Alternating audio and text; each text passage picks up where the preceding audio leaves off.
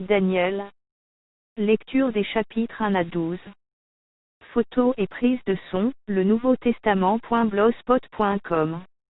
Jésus est en vie. Abonnez-vous. La troisième année du règne de Joachim, roi de Juda, Nebuchadnezzar, roi de Babylone, marcha contre Jérusalem, et l'assiégea.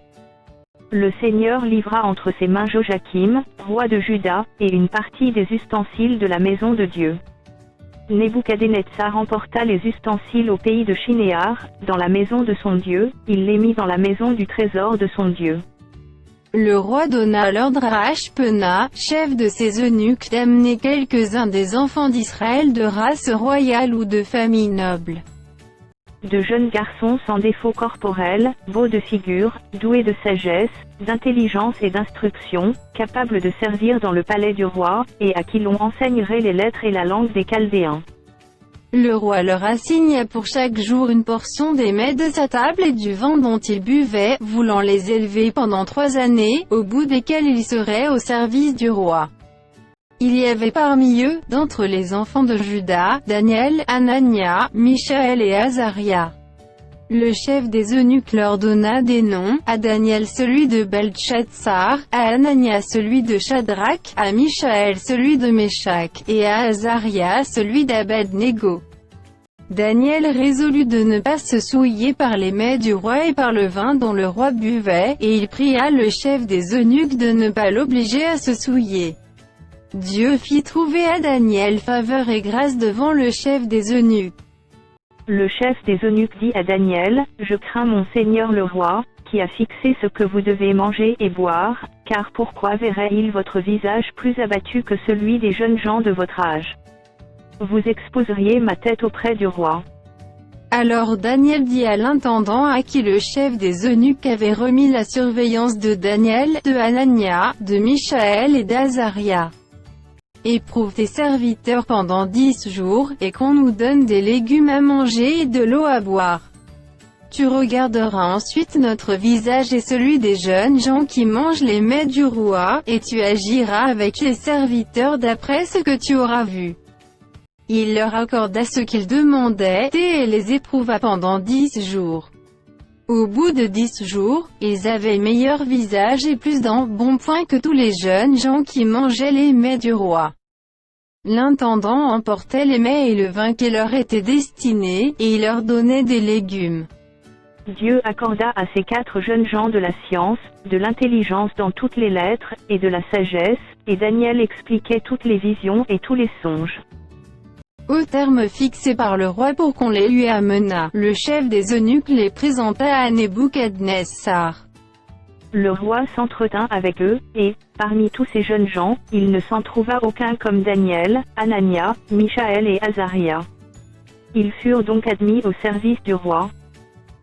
Sur tous les objets qui réclamaient de la sagesse et de l'intelligence, et sur lesquels le roi les interrogeait, il les trouvait 10 fois supérieurs à tous les magiciens et astrologues qui étaient dans tout son royaume. Ainsi fut Daniel jusqu'à la première année du roi Cyrus. La seconde année du règne de Nebuchadnezzar, Nebuchadnezzar eut des songes. Il avait l'esprit agité, et ne pouvait dormir. Le roi fit appeler les magiciens, les astrologues, les enchanteurs et les Chaldéens, pour qu'ils lui dissent ses songes. Ils vinrent, et se présentèrent devant le roi. Le roi leur dit, « J'ai eu un songe, mon esprit est agité, et je voudrais connaître ce songe. » Les Chaldéens répondirent au roi en langue araméenne, « Ô roi, vis éternellement. Dis le songe à tes serviteurs, et nous en donnerons l'explication. » Le roi reprit la parole et dit aux Chaldéens, « La chose m'a échappé, si vous ne me faites connaître le songe et son explication, vous serez mis en pièces, et vos maisons seront réduites en un tas d'immondices. Mais si vous me dites le songe et son explication, vous recevrez de moi des dons et des présents, et de grands honneurs. C'est pourquoi dites-moi le songe et son explication. » Ils répondirent pour la seconde fois que le roi dise le songe à ses serviteurs, et nous en donnerons l'explication. Le roi reprit la parole et dit, « Je m'aperçois, en vérité que vous voulez gagner du temps parce que vous voyez que la chose m'a échappé. Si donc vous ne me faites pas connaître le songe, la même sentence vous enveloppera tout, vous voulez vous préparer à me dire des mensonges et des faussetés, en attendant que les temps soient changés. C'est pourquoi dites-moi le songe, et je saurai si vous êtes capable de m'en donner l'explication. Les Chaldéens répondirent au roi, il n'est personne sur la terre qui puisse dire ce que demande le roi, aussi jamais roi, quelque grand et puissant qu'il ait été, n'a exigé une pareille chose d'aucun magicien, astrologue ou chaldéen. Ce que le roi demande est difficile, il n'y a personne qui puisse le dire au roi excepté les dieux, dont la demeure n'est pas parmi les hommes. Là-dessus le roi se mit en colère, et s'irrita violemment. Il ordonna qu'on fasse périr tous les sages de Babylone. La sentence fut publiée, les sages étaient mis à mort, et l'on cherchait Daniel et ses compagnons pour les faire périr. Alors Daniel s'adressa d'une manière prudente et sensée à Arjoc, chef des gardes du roi, qui était sorti pour mettre à mort les sages de Babylone. Il prit la parole et dit à Arjoc, commandant du roi, pourquoi la sentence du roi est-elle si sévère? Arjoc exposa la chose à Daniel. Et Daniel se rendit vers le roi et le pria de lui accorder du temps pour donner au roi l'explication. Ensuite Daniel alla dans sa maison, et il instruisit de cette affaire Anania, Michaël et Azaria, ses compagnons, les engageant à implorer la miséricorde du Dieu des cieux, afin qu'on ne fît pas périr Daniel et ses compagnons avec le reste des sages de Babylone. Alors le secret fut révélé à Daniel dans une vision pendant la nuit. Et Daniel bénit le Dieu des cieux. Daniel prit la parole et dit, « Béni soit le nom de Dieu, d'éternité en éternité. À lui appartiennent la sagesse et la force.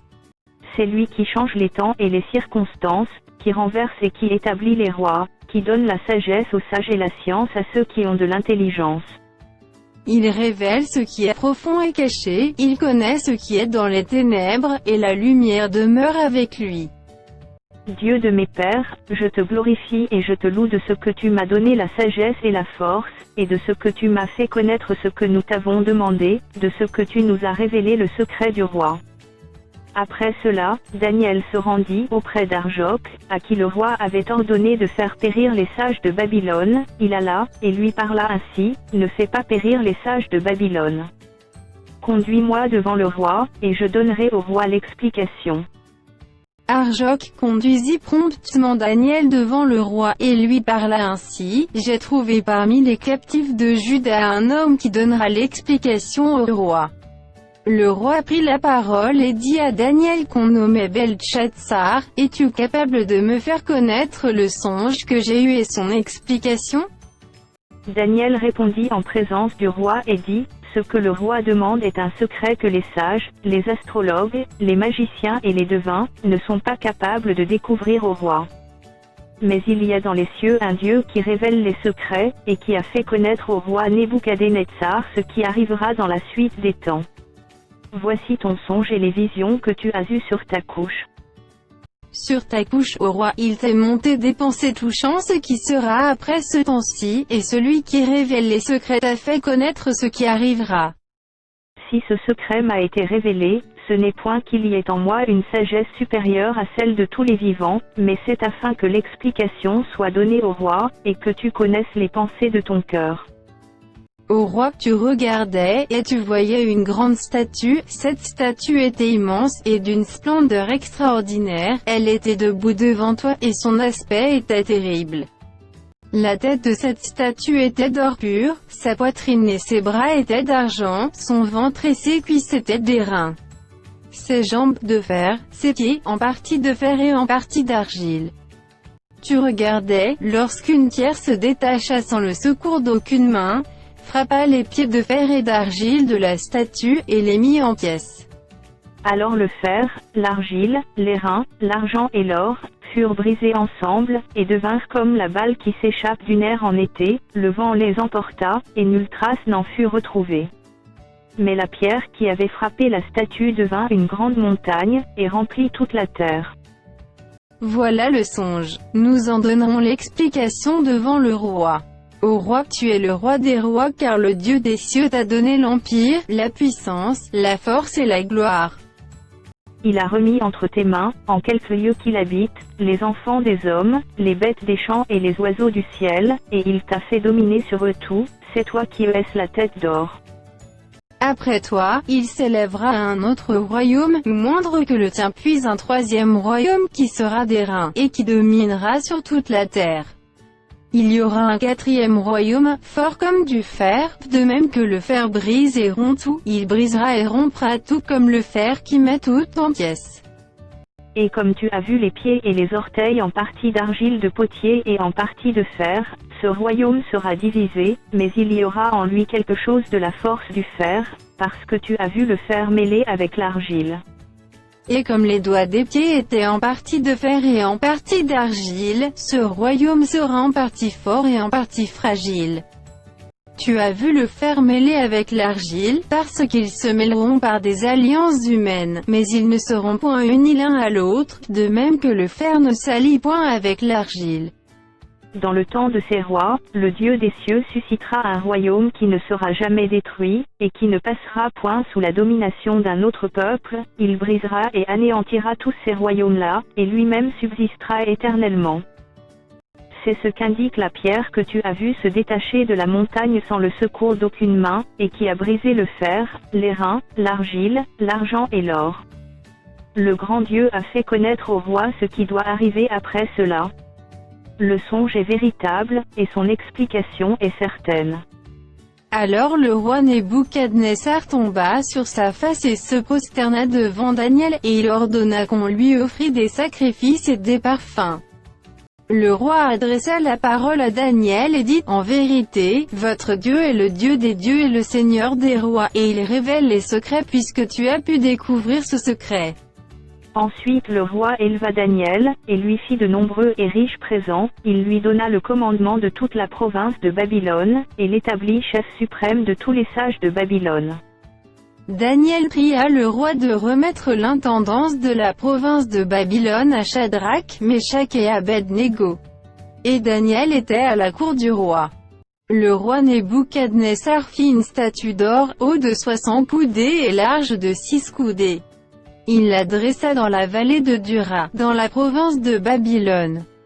Le roi Nebuchadnezzar fit convoquer les satrapes, les intendants et les gouverneurs, les grands juges, les trésoriers, les jurisconsultes, les juges, et tous les magistrats des provinces, pour qu'ils se rendissent à la dédicace de la statue qu'avait élevée le roi Nebuchadnezzar. Alors les satrapes, les intendants et les gouverneurs, les grands juges, les trésoriers, les jurisconsultes, les juges, et tous les magistrats des provinces, s'assemblèrent pour la dédicace de la statue qu'avait élevée le roi Nebuchadnezzar. Ils se placèrent devant la statue qu'avait élevée Nebuchadnezzar. Un héros cria à la haute voix, « Voici ce qu'on vous ordonne, peuple, nation, hommes de toute langue. Au moment où vous entendrez le son de la trompette, du chalumeau, de la guitare, de la sambuc, du psalterion, de la cornemuse, et de toutes sortes d'instruments de musique, vous vous prosternerez et vous adorerez la statue d'or qu'a élevée le roi Nebuchadnezzar. Quiconque ne se prosternera pas et n'adorera pas sera jeté à l'instant même au milieu d'une fournaise ardente. » C'est pourquoi, au moment où tous les peuples entendirent le son de la trompette, du chalumeau, de la guitare, de la sambuc, du psalterion, et de toutes sortes d'instruments de musique, tous les peuples, les nations, les hommes de toutes langues se prosternèrent et adorèrent la statue d'or qu'avait élevée le roi Nebuchadnezzar. À cette occasion, et dans le même temps quelques Chaldéens s'approchèrent et accusèrent les Juifs. Ils prirent la parole et dirent au roi Nebuchadnezzar, « Ô roi, vis éternellement. Tu as donné un ordre d'après lequel tous ceux qui entendraient le son de la trompette, du chalumeau, de la guitare, de la sambuc, du psalterion, de la cornemuse, et de toutes sortes d'instruments, devraient se prosterner et adorer la statue d'or. Et d'après lequel quiconque ne se prosternerait pas et n'adorerait pas serait jeté au milieu d'une fournaise ardente.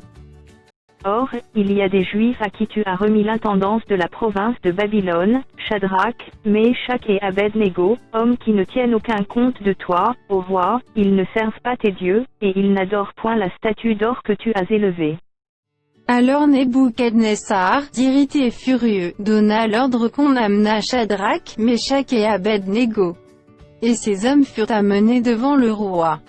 Nebuchadnezzar prit la parole et leur dit, est-ce de propos délibérés, Shadrach, Meshach et Abed-Négo, que vous ne servez pas mes dieux, et que vous n'adorez pas la statue d'or que j'ai élevée? Maintenant tenez-vous prêts, et au moment où vous entendrez le son de la trompette, du chalumeau, de la guitare, de la sambuc, du psalterion, de la cornemuse, et de toutes sortes d'instruments, vous vous prosternerez et vous adorerez la statue que j'ai faite. Si vous ne l'adorez pas, vous serez jetés à l'instant même au milieu d'une fournaise ardente. Et quel est le Dieu qui vous délivrera de ma main? Shadrach, Meshach et Abed-Négo répliquèrent au roi Nebuchadnezzar, nous n'avons pas besoin de te répondre là-dessus. Voici, notre Dieu que nous servons peut nous délivrer de la fournaise ardente et il nous délivrera de ta main, ô roi. Sinon, sache, ô roi, que nous ne servirons pas tes dieux, et que nous n'adorerons pas la statue d'or que tu as élevée.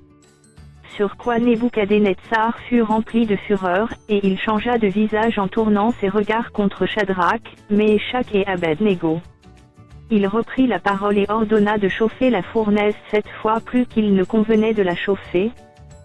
Puis il commanda à quelques-uns des plus vigoureux soldats de son armée de lier Shadrach, Meshach et Abed-Négo et de les jeter dans la fournaise ardente.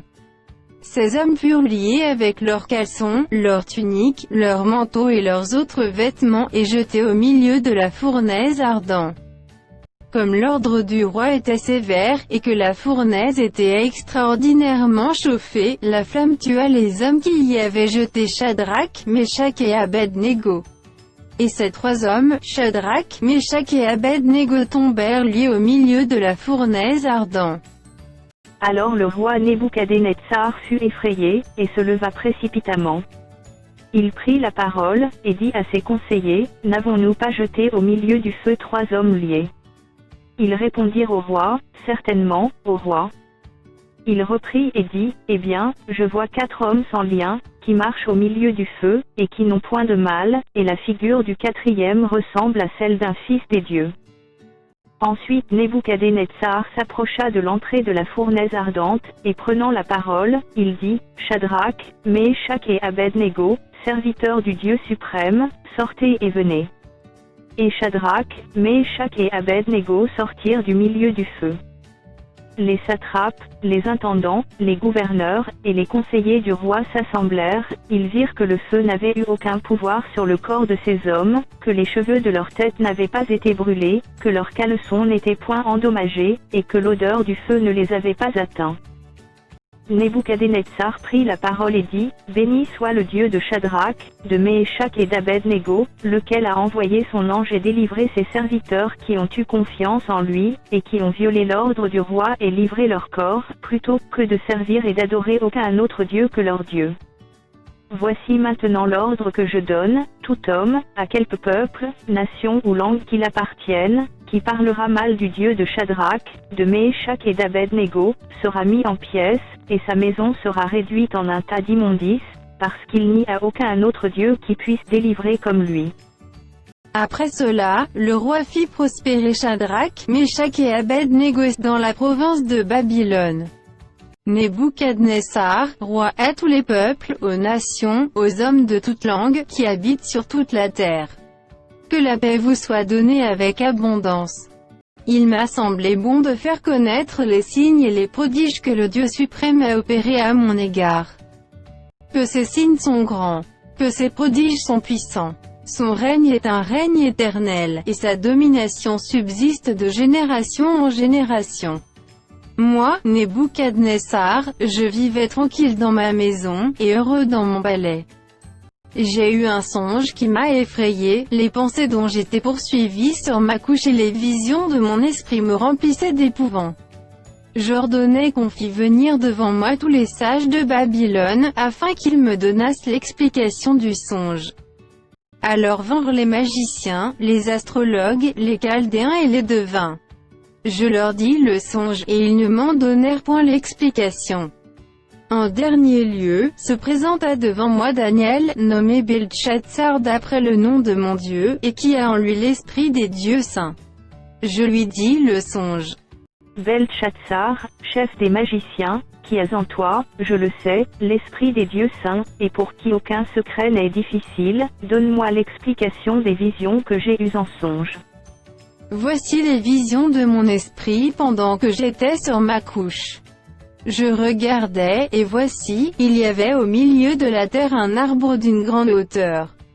Cet arbre était devenu grand et fort, sa cime s'élevait jusqu'aux cieux, et on le voyait des extrémités de toute la terre.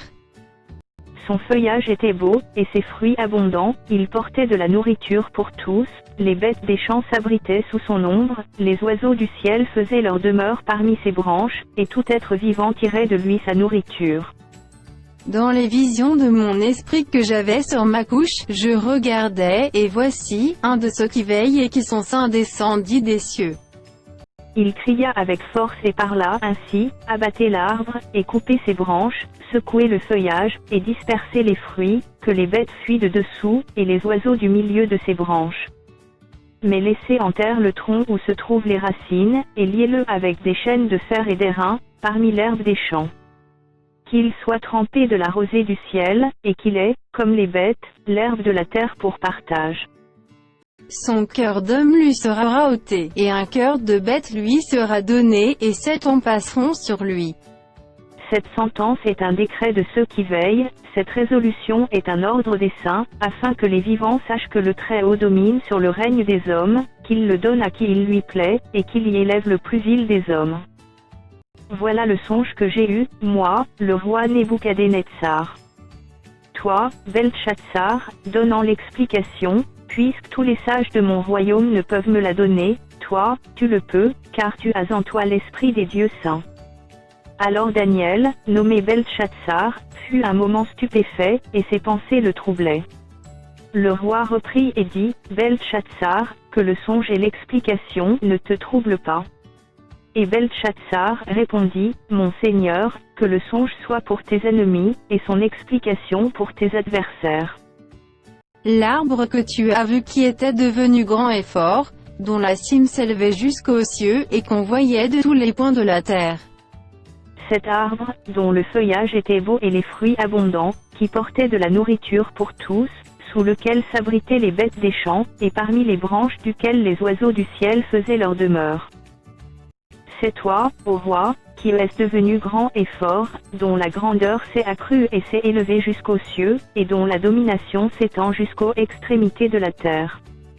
Le roi a vu l'un de ceux qui veillent et qui sont saints descendre des cieux et dire, abattez l'arbre, et détruisez-le, mais laissez en terre le tronc où se trouvent les racines, et liez-le avec des chaînes de fer et d'airain, parmi l'herbe des champs, qu'il soit trempé de la rosée du ciel, et que son partage soit avec les bêtes des champs, jusqu'à ce que 7 ans soient passés sur lui.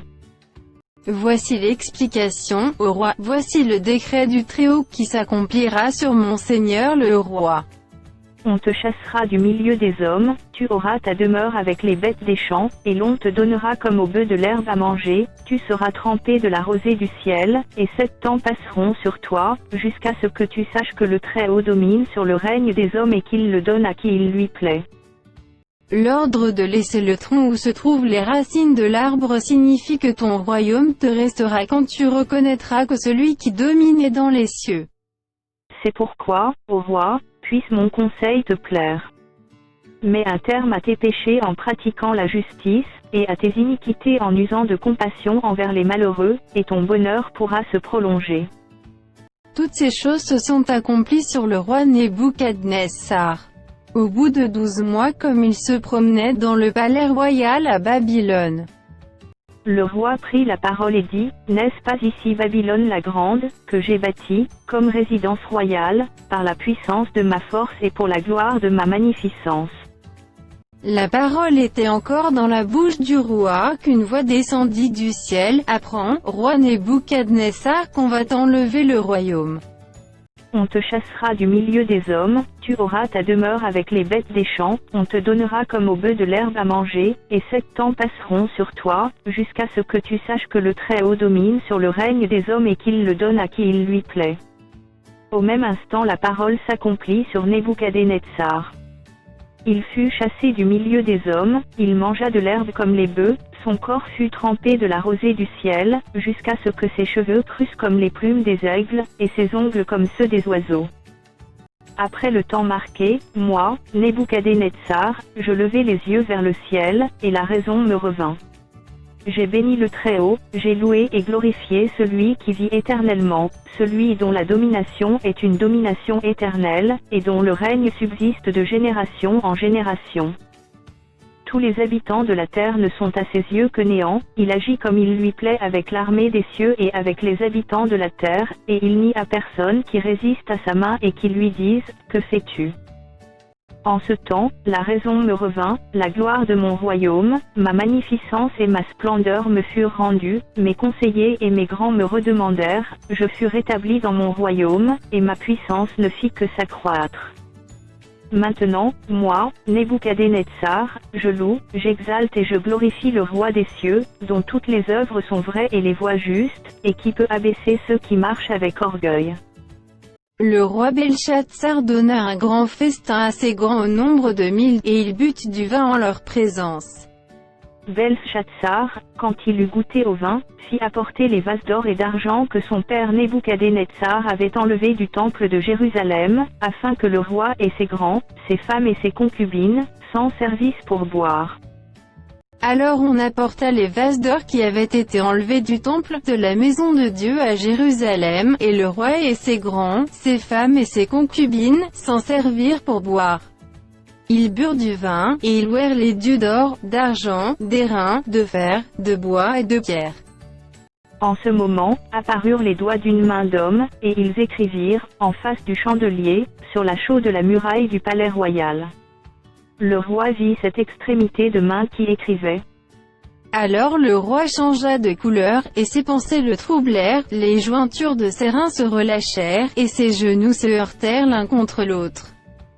Le roi cria avec force qu'on fit venir les astrologues, les chaldéens et les devins, et le roi prit la parole et dit aux sages de Babylone, « Quiconque lira cette écriture et m'en donnera l'explication sera revêtu de pourpre, portera un collier d'or à son cou, et aura la 3e place dans le gouvernement du royaume. » Tous les sages du roi entrèrent, mais ils ne purent pas lire l'écriture et en donner au roi l'explication. Sur quoi le roi Belshazzar fut très effrayé, il changea de couleur, et ses grands furent consternés. La reine, à cause des paroles du roi et de ses grands, entra dans la salle du festin, et prit ainsi la parole, « Ô roi, vis éternellement. Que tes pensées ne te troublent pas, et que ton visage ne change pas de couleur.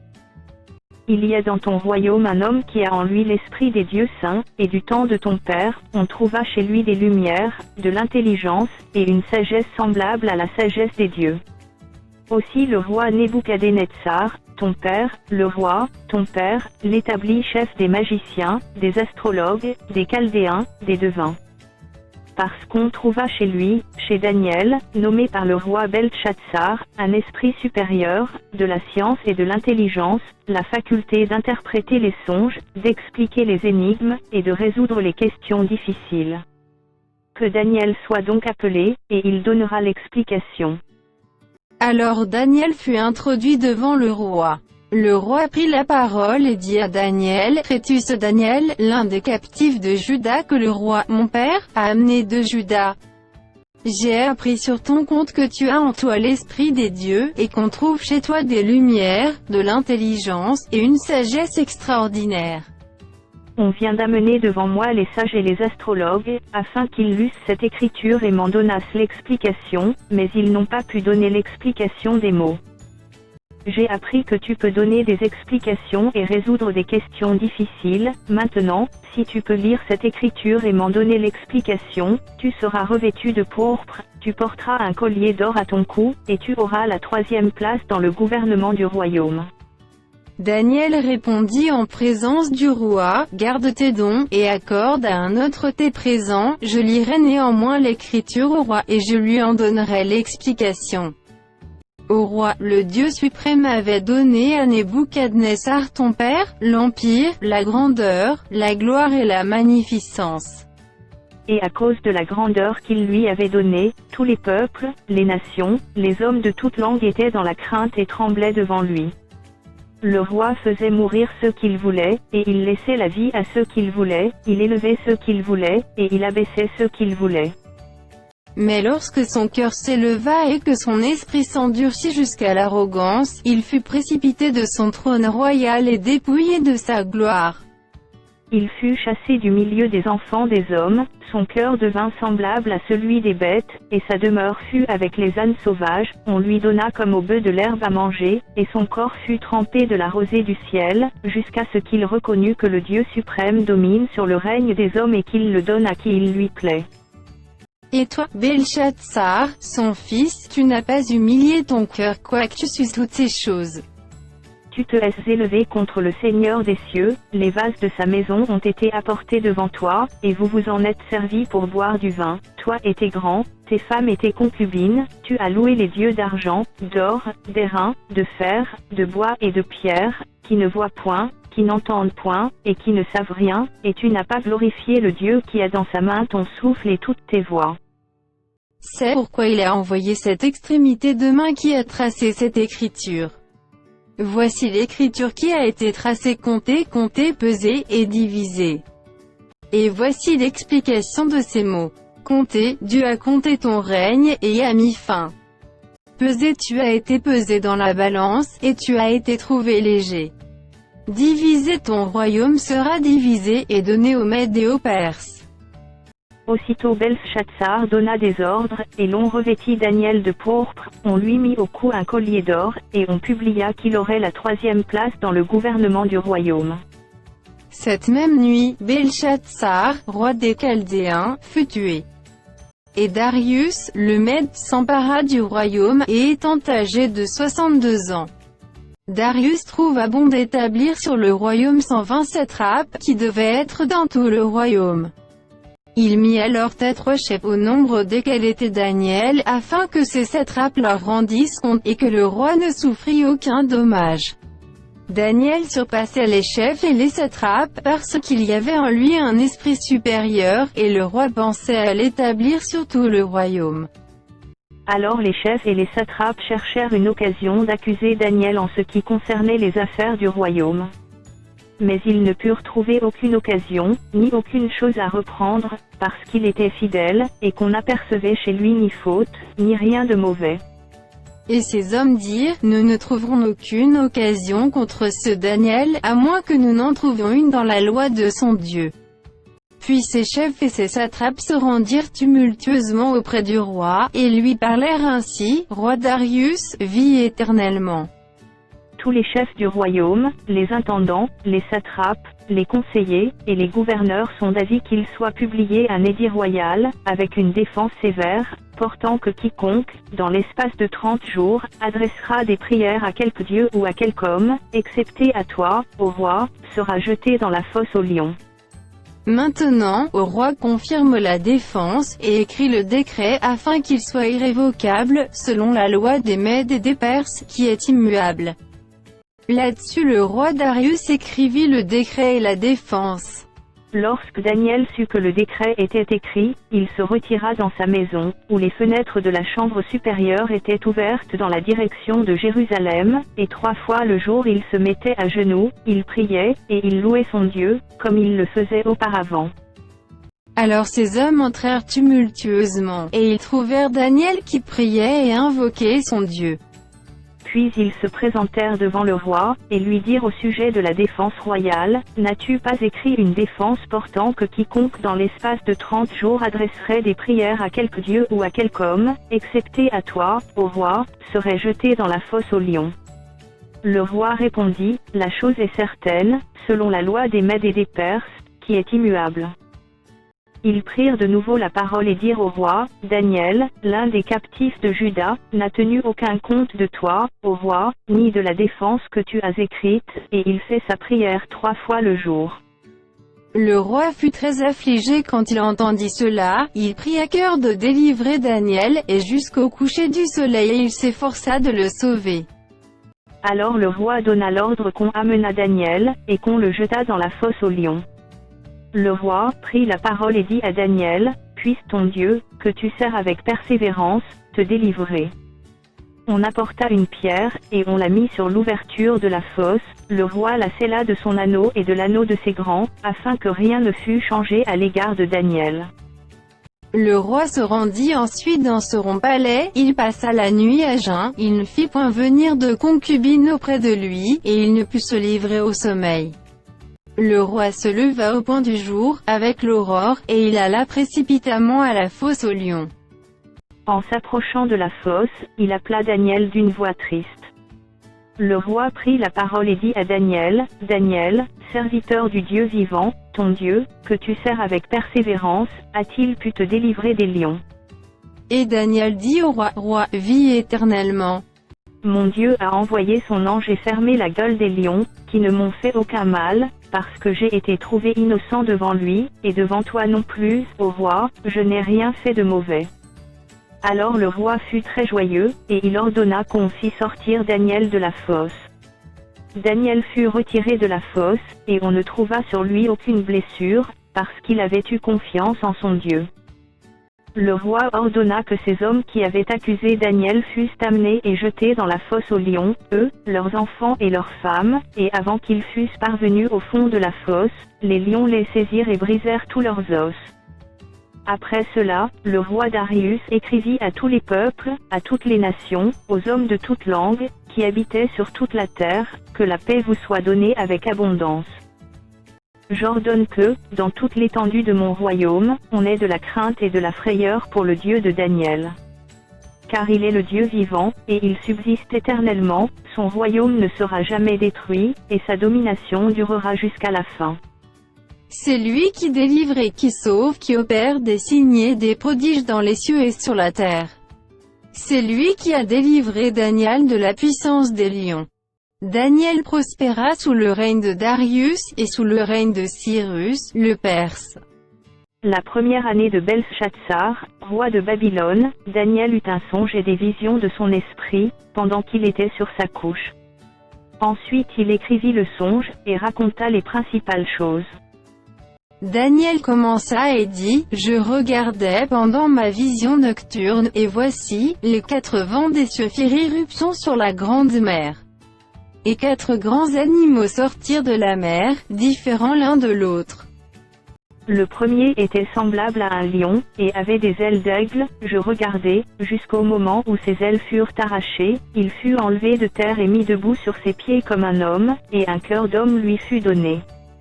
Et voici, un second animal était semblable à un ours, et se tenait sur un côté. Il avait 3 côtes dans la gueule entre les dents, et on lui disait, « Lève-toi, mange beaucoup de chair. » Après cela je regardais, et voici, un autre était semblable à un léopard, et avait sur le dos 4 ailes comme un oiseau. Cet animal avait 4 têtes, et la domination lui fut donnée. Après cela, je regardai pendant mes visions nocturnes, et voici, il y avait un 4e animal, terrible, épouvantable et extraordinairement fort, il avait de grandes dents de fer, il mangeait, brisait, et il foulait aux pieds ce qui restait, il était différent de tous les animaux précédents, et il avait 10 cornes. Je considérai les cornes, et voici, une autre petite corne sortit du milieu d'elle, et 3 des premières cornes furent arrachées devant cette corne, et voici, elle avait des yeux comme des yeux d'homme, et une bouche, qui parlait avec arrogance. Je regardai, pendant que l'on plaçait des trônes. Et l'ancien des jours s'assit. Son vêtement était blanc comme la neige, et les cheveux de sa tête étaient comme de la laine pure, son trône était comme des flammes de feu, et les roues comme un feu ardent. Un fleuve de feu coulait et sortait de devant lui. 1000 milliers le servaient, et 10 000 millions se tenaient en sa présence. Les juges s'assirent, et les livres furent ouverts. Je regardai alors, à cause des paroles arrogantes que prononçait la corne, et tandis que je regardais, l'animal fut tué, et son corps fut anéanti, livré au feu pour être brûlé.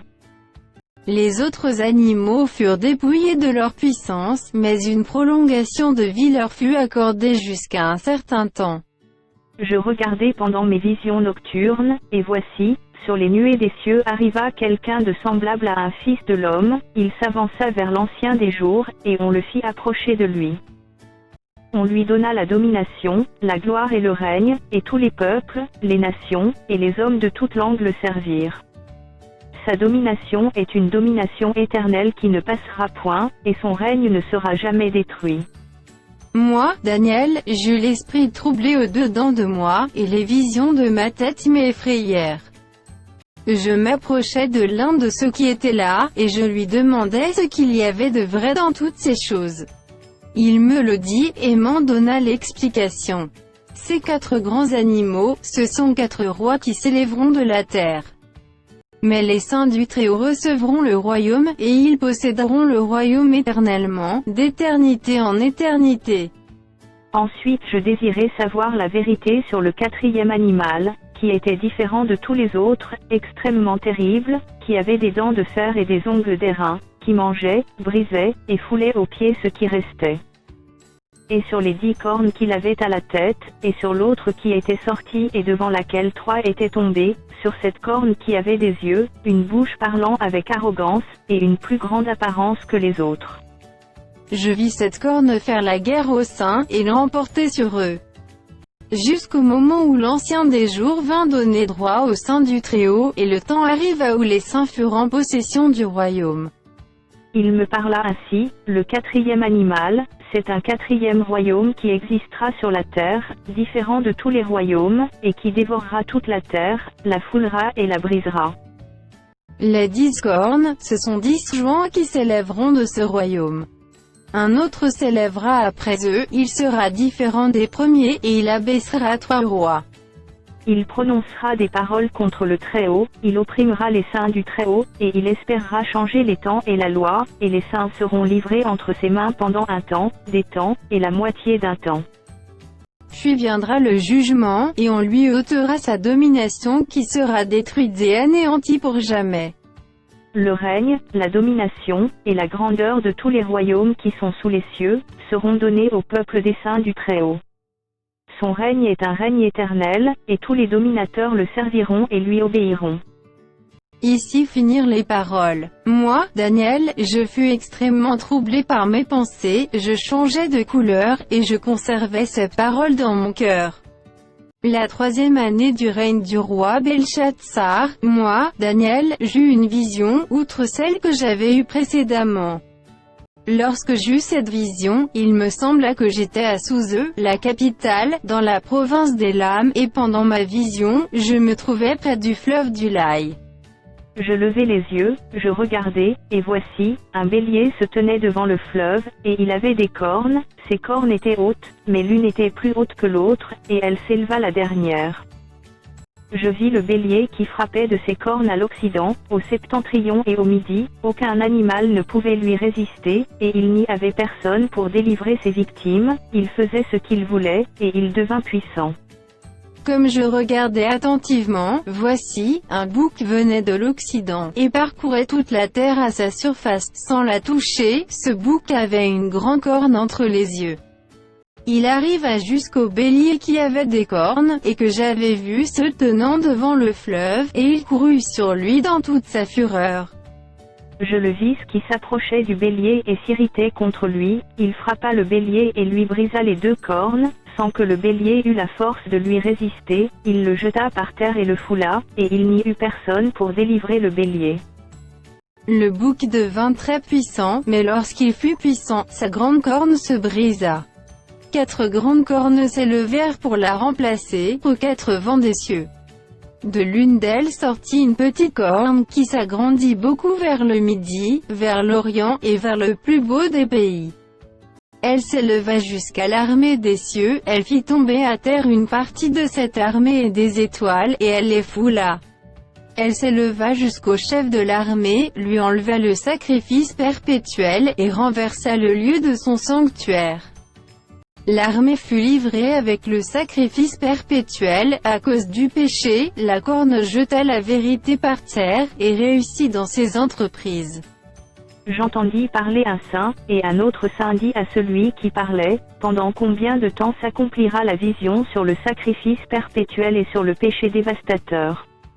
Jusqu'à quand le sanctuaire et l'armée seront-ils foulés ?» Et il me dit, 2300 soirs et matins, puis le sanctuaire sera purifié. Tandis que moi, Daniel, j'avais cette vision et que je cherchais à la comprendre, voici qu'un qui avait l'apparence d'un homme se tenait devant moi. Et j'entendis la voix d'un homme au milieu de l'Ulaï, il cria et dit, Gabriel, explique-lui la vision. Il vint alors près du lieu où j'étais, et à son approche, je fus effrayé, et je tombai sur ma face.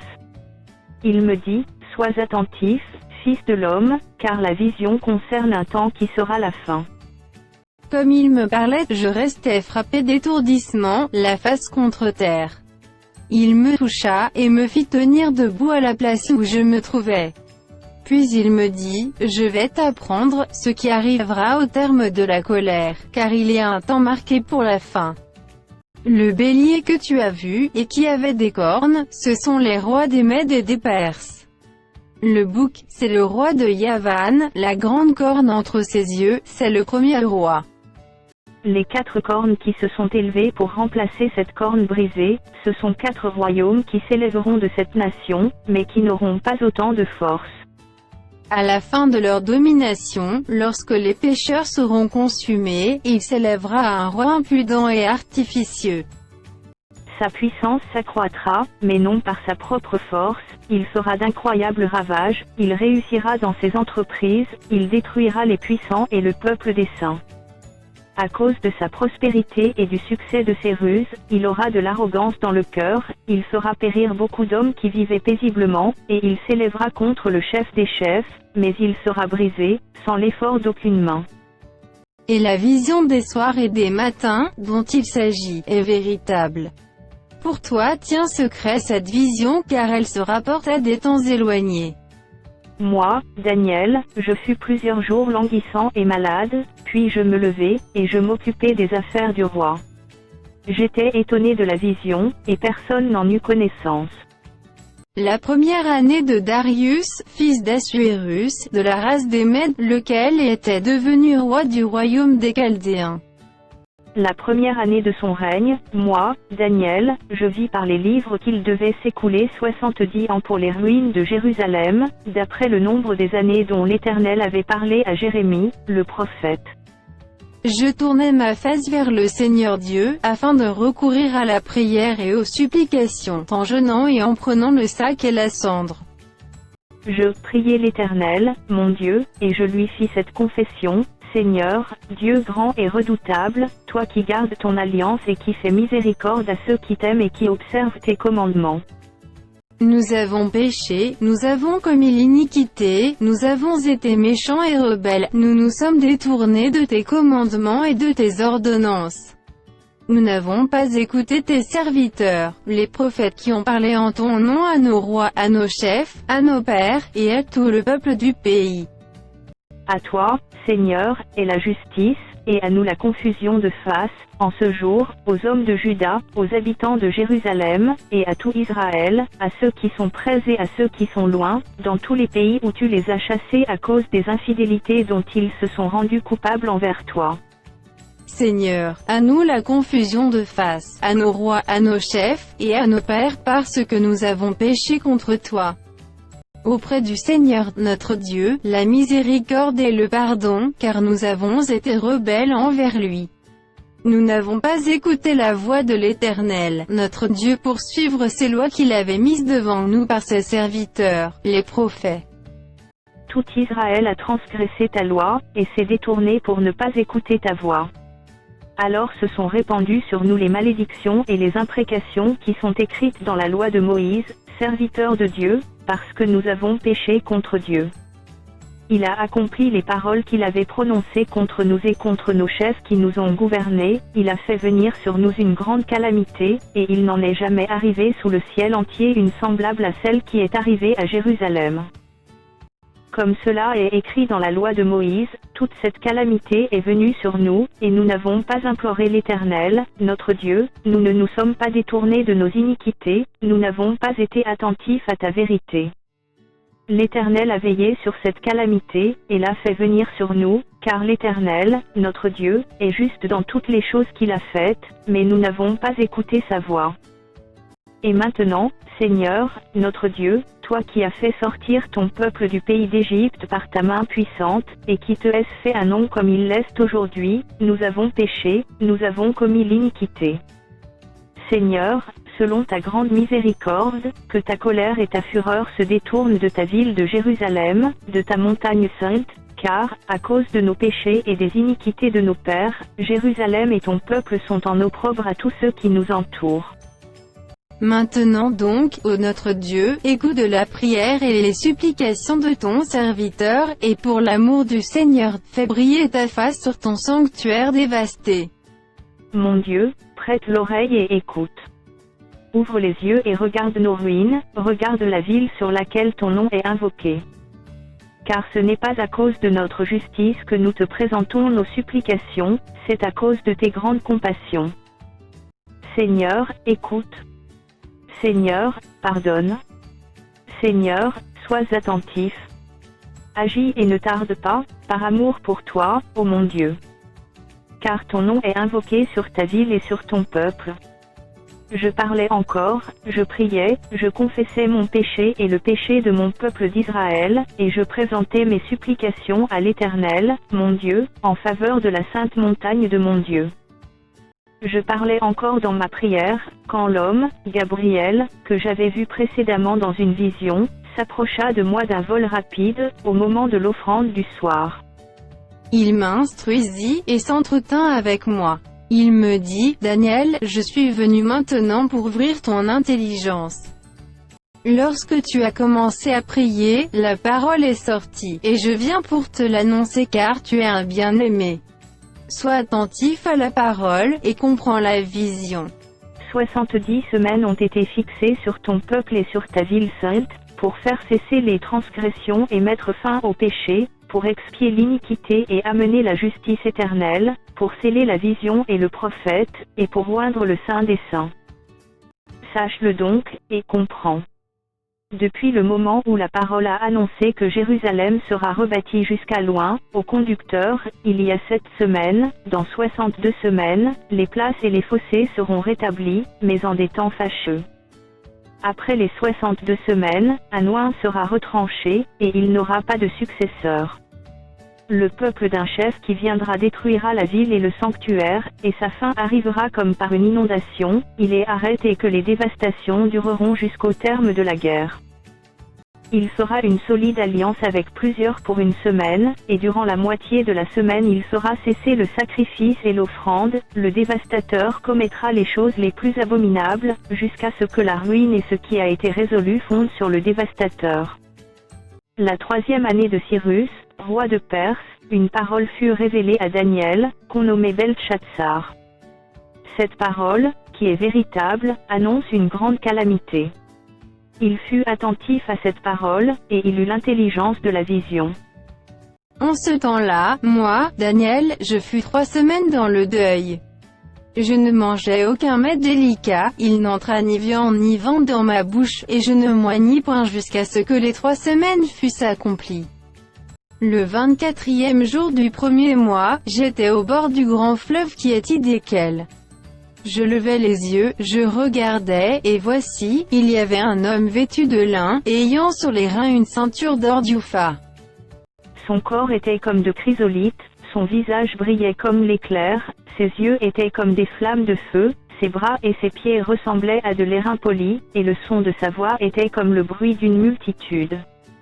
Moi, Daniel, je vis seul la vision, et les hommes qui étaient avec moi ne la virent point, mais ils furent saisis d'une grande frayeur, et ils prirent la fuite pour se cacher. Je restai seul, et je vis cette grande vision, les forces me manquèrent, mon visage changea de couleur et fut décomposé, et je perdis toute vigueur. J'entendis le son de ces paroles, et comme j'entendais le son de ces paroles, je tombai frappé d'étourdissement, la face contre terre. Et voici, une main me toucha, et secoua mes genoux et mes mains. Puis il me dit, Daniel, homme bien-aimé, sois attentif aux paroles que je vais te dire, et tiens-toi debout à la place où tu es, car je suis maintenant envoyé vers toi. Lorsqu'il m'eut ainsi parlé, je me tins debout en tremblant. il me dit, Daniel, ne crains rien, car dès le premier jour où tu as eu à cœur de comprendre, et de t'humilier devant ton Dieu, tes paroles ont été entendues, et c'est à cause de tes paroles que je viens. Le chef du royaume de Perse m'a résisté 21 jours, mais voici, Michaël, l'un des principaux chefs, est venu à mon secours, et je suis demeuré là auprès des rois de Perse. Je viens maintenant pour te faire connaître ce qui doit arriver à ton peuple dans la suite des temps, car la vision concerne encore ces temps-là. Tandis qu'il m'adressait ces paroles, je dirigeais mes regards vers la terre, et je gardais le silence. Et voici, quelqu'un qui avait l'apparence des fils de l'homme toucha mes lèvres. J'ouvris la bouche, je parlais, et je dis à celui qui se tenait devant moi, « Mon Seigneur, la vision m'a rempli d'effroi, et j'ai perdu toute vigueur. » Comment le serviteur de mon Seigneur pourrait-il parler à mon Seigneur? Maintenant les forces me manquent, et je n'ai plus de souffle. Alors celui qui avait l'apparence d'un homme me toucha de nouveau, et me fortifia. Puis il me dit, « Ne crains rien, homme bien-aimé, que la paix soit avec toi. Courage, courage. » Et comme il me parlait, je repris des forces, et je dis, « Que mon Seigneur parle, car tu m'as fortifié. » Il me dit, « Sais-tu pourquoi je suis venu vers toi? Maintenant je m'en retourne pour combattre le chef de la Perse, et quand je partirai, voici, le chef de Javan viendra. Mais je veux te faire connaître ce qui est écrit dans le livre de la vérité. Personne m'aide contre cela, excepté Michaël, votre chef. Et moi, la première année de Darius, le Mède, j'étais auprès de lui pour l'aider et le soutenir. Maintenant, je vais te faire connaître la vérité. Voici, il y aura encore 3 rois en Perse. Le 4e amassera plus de richesses que tous les autres, et quand il sera puissant par ses richesses, il soulèvera tout contre le royaume de Javan. Mais il s'élèvera un vaillant roi qui dominera avec une grande puissance, et fera ce qu'il voudra. Et lorsqu'il se sera élevé, son royaume se brisera et sera divisé vers les 4 vents des cieux, il n'appartiendra pas à ses descendants, et il ne sera pas aussi puissant qu'il était, car il sera déchiré, et il passera à d'autres qu'à eux. Le roi du Midi deviendra fort. Mais un de ses chefs sera plus fort que lui, et dominera, sa domination sera puissante. Au bout de quelques années ils s'allieront, et la fille du roi du Midi viendra vers le roi du Septentrion pour rétablir la concorde. Mais elle ne conservera pas la force de son bras, et il ne résistera pas, ni lui, ni son bras, elle sera livrée avec ceux qui l'auront amenée, avec son père et avec celui qui aura été son soutien dans ce temps-là. Un rejeton de ses racines s'élèvera à sa place, il viendra à l'armée, il entrera dans les forteresses du roi du Septentrion, il en disposera à son gré, et il se rendra puissant. Il enlèvera même et transportera en Égypte leurs dieux et leurs images de fonte, et leurs objets précieux d'argent et d'or. Puis il restera quelques années éloigné du roi du Septentrion. Et celui-ci marchera contre le royaume du roi du Midi, et reviendra dans son pays. Ses fils se mettront en campagne et rassembleront une multitude nombreuse de troupes, l'un d'eux s'avancera, se répandra comme un torrent, débordera, puis reviendra, et ils pousseront les hostilités jusqu'à la forteresse du roi du Midi.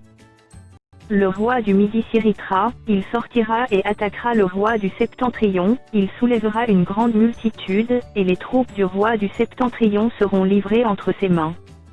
Cette multitude sera fière, et le cœur du roi s'enflera, il fera tomber des milliers, mais il ne triomphera pas. Car le roi du Septentrion reviendra et rassemblera une multitude plus nombreuse que la première, au bout de quelque temps, de quelques années, il se mettra en marche avec une grande armée et de grandes richesses. En ce temps-là, plusieurs s'élèveront contre le roi du Midi, et des hommes violents parmi ton peuple se révolteront pour accomplir la vision, et ils succomberont. Le roi du Septentrion s'avancera, il élèvera des terrasses, et s'emparera des villes fortes. Les troupes du Midi et l'élite du roi ne résisteront pas, elles manqueront de force pour résister. Celui qui marchera contre lui fera ce qu'il voudra, et personne ne lui résistera, et il s'arrêtera dans le plus beau des pays, exterminant ce qui tombera sous sa main. Il se proposera d'arriver avec toutes les forces de son royaume, et de conclure la paix avec le roi du Midi. Il lui donnera sa fille pour femme, dans l'intention d'amener sa ruine, mais cela n'aura pas lieu, et ne lui réussira pas. Il tournera ses vues du côté des îles, et il en prendra plusieurs, mais un chef mettra fin à l'opprobre qu'il voulait lui attirer, et le fera retomber sur lui. Il se dirigera ensuite vers les forteresses de son pays, et il chancellera, il tombera, et on ne le trouvera plus. Celui qui le remplacera fera venir un exacteur dans la plus belle partie du royaume, mais en quelques jours il sera brisé, et ce ne sera ni par la colère ni par la guerre. Un homme méprisé prendra sa place, sans être revêtu de la dignité royale, il paraîtra au milieu de la paix, et s'emparera du royaume par l'intrigue. Les troupes qui se répandront comme un torrent seront submergées devant lui, et anéanties, de même qu'un chef de l'alliance. Après qu'on se sera joint à lui, il usera de tromperie, il se mettra en marche, et il aura le dessus avec peu de monde. Il entrera, au sein de la paix, dans les lieux les plus fertiles de la province, il fera ce que n'avaient pas fait ses pères, ni les pères de ses pères, il distribuera le butin, les dépouilles et les richesses, il formera des projets contre les forteresses, et cela pendant un certain temps. À la tête d'une grande armée il emploiera sa force et son ardeur contre le roi du Midi. Et le roi du Midi s'engagera dans la guerre avec une armée nombreuse et très puissante, mais il ne résistera pas, car on méditera contre lui de mauvais desseins. Ceux qui mangeront des mets de sa table causeront sa perte, ses troupes se répandront comme un torrent, et les morts tomberont en grand nombre. Les deux rois chercheront en leur cœur à faire le mal, et à la même table ils parleront avec fausseté. Mais cela ne réussira pas, car la fin n'arrivera qu'au temps marqué. Il retournera dans son pays avec de grandes richesses, il sera dans son cœur hostile à l'Alliance sainte, il agira contre elle puis retournera dans son pays. À une époque fixée, il marchera de nouveau contre le Midi, mais cette dernière fois les choses ne se passeront pas comme précédemment. Des navires de Kittim s'avanceront contre lui, découragé, il rebroussera. Puis, furieux contre l'Alliance sainte, il ne restera pas inactif. À son retour, il portera ses regards sur ceux qui auront abandonné l'Alliance sainte. Des troupes se présenteront sur son ordre, elles profaneront le sanctuaire, la forteresse, elles feront cesser le sacrifice perpétuel, et dresseront l'abomination du dévastateur. Il séduira par des flatteries les traîtres de l'Alliance. Mais ceux du peuple qui connaîtront leur Dieu agiront avec fermeté. Et les plus sages parmi eux donneront instruction à la multitude. Il en est qui succomberont pour un temps à l'épée et à la flamme, à la captivité et au pillage. Dans le temps où ils succomberont, ils seront un peu secourus, et plusieurs se joindront à eux par hypocrisie. Quelques-uns des hommes sages succomberont, afin qu'ils soient épurés, purifiés et blanchis, jusqu'au temps de la fin car elle n'arrivera qu'au temps marqué. Le roi fera ce qu'il voudra, il s'élèvera, il se glorifiera au-dessus de tous les dieux, et il dira des choses incroyables contre le Dieu des dieux, il prospérera jusqu'à ce que la colère soit consommée, car ce qui est arrêté s'accomplira. Il n'aura égard ni au Dieu de ses pères, ni à la divinité qui fait les délices des femmes, il n'aura égard à aucun Dieu, car il se glorifiera au-dessus de tous. Toutefois il honorera le Dieu des forteresses sur son piédestal, à ce Dieu, que ne connaissaient pas ses pères, il rendra des hommages avec de l'or et de l'argent, avec des pierres précieuses et des objets de prix. C'est avec le Dieu étranger qu'il agira contre les lieux fortifiés, et il comblera d'honneur ceux qui le reconnaîtront, il les fera dominer sur plusieurs, il leur distribuera des terres pour récompense. Au temps de la fin, le roi du Midi se heurtera contre lui. Et le roi du Septentrion fondra sur lui comme une tempête, avec des chars et des cavaliers, et avec de nombreux navires, il s'avancera dans les terres, se répandra comme un torrent et débordera. Il entrera dans le plus beau des pays, et plusieurs succomberont, mais Édom, Moab, et les principaux des enfants d'Ammon seront délivrés de sa main. Il étendra sa main sur divers pays, et le pays d'Égypte n'échappera point. Il se rendra maître des trésors d'or et d'argent, et de toutes les choses précieuses de l'Égypte. Les Libyens et les Éthiopiens seront à sa suite. Des nouvelles de l'Orient et du Septentrion viendront l'effrayer, et il partira avec une grande fureur pour détruire et exterminer des multitudes. Il dressera les dents de son palais entre les mers, vers la glorieuse et sainte montagne, puis il arrivera à la fin, sans que personne lui soit en aide. En ce temps-là se lèvera Michaël, le grand chef, le défenseur des enfants de ton peuple, et ce sera une époque de détresse, telle qu'il n'y en a point eu de semblable depuis que les nations existent jusqu'à cette époque. En ce temps-là, ceux de ton peuple qui seront trouvés inscrits dans le livre seront sauvés. Plusieurs de ceux qui dorment dans la poussière de la terre se réveilleront, les uns pour la vie éternelle, et les autres pour l'opprobre, pour la honte éternelle. Ceux qui auront été intelligents brilleront comme la splendeur du ciel, et ceux qui auront enseigné la justice à la multitude brilleront comme les étoiles, à toujours et à perpétuité. Toi, Daniel, tiens secret ces paroles, et scelle le livre jusqu'au temps de la fin. Plusieurs alors le liront, et la connaissance augmentera. Et moi, Daniel, je regardais, et voici, deux autres hommes se tenaient debout, l'un en deçà du bord du fleuve, et l'autre au-delà du bord du fleuve. L'un de dit à l'homme vêtu de lin, qui se tenait au-dessus des eaux du fleuve, quand sera la fin de ces prodiges? Et j'entendis l'homme vêtu de lin, qui se tenait au-dessus des eaux du fleuve, il leva vers les cieux sa main droite et sa main gauche, et il jura par celui qui vit éternellement que ce sera dans un temps, des temps, et la moitié d'un temps, et que toutes ces choses finiront quand la force du peuple saint sera entièrement brisée. J'entendis, mais je ne compris pas, et je dis, mon Seigneur, quelle sera l'issue de ces choses?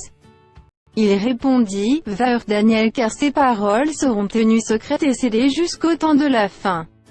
Plusieurs seront purifiés, blanchis et épurés, les méchants feront le mal et aucun des méchants ne comprendra, mais ceux qui auront de l'intelligence comprendront. Depuis le temps où cessera le sacrifice perpétuel, et où sera dressée l'abomination du dévastateur, il y aura 1290 jours. Heureux celui qui attendra, et qui arrivera jusqu'à 1335 jours. Et toi, marche vers ta fin, tu te reposeras, et tu seras debout pour ton héritage à la fin des jours.